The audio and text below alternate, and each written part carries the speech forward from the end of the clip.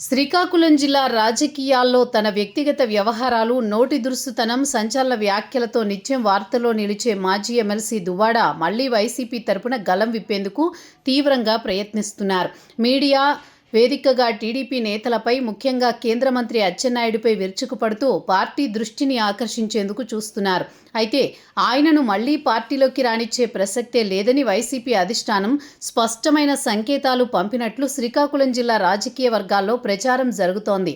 దువ్వాడకు party తలుపులు మూసుకోవడానికి ఆయన వ్యక్తిగత జీవితంలో చోటు చేసుకున్న వివాహేతర బంధం, ఆ తర్వాత నడిచిన వీధి నాటకాలే ప్రధాన కారణమని పొలిటికల్ వర్గాలు విశ్లేషిస్తున్నాయి. కుటుంబ వివాదాలు, మీడియా సాక్షిగా జరిగిన రచ్చతో ఆయన ప్రతిష్ట దారుణంగా దిగజారింది. ఇలాంటి పరిస్థితుల్లో ఆయనకు మళ్లీ పార్టీలో కీలక స్థానం కల్పిస్తే ప్రజల్లోకి తప్పుడు సంకేతాలు వెళతాయని, పార్టీపై నెగిటివ్ ముద్ర తీవ్ర ప్రభావం చూపుతుందని జగన్ వర్గం భావిస్తున్నట్లు తెలుస్తోంది. అందుకే ఆయన వ్యక్తిగత పోరాటాలకు, వ్యాఖ్యలకు పార్టీకి ఎలాంటి సంబంధం లేదు అనే ధోరణితో నేతలు ఉన్నారు.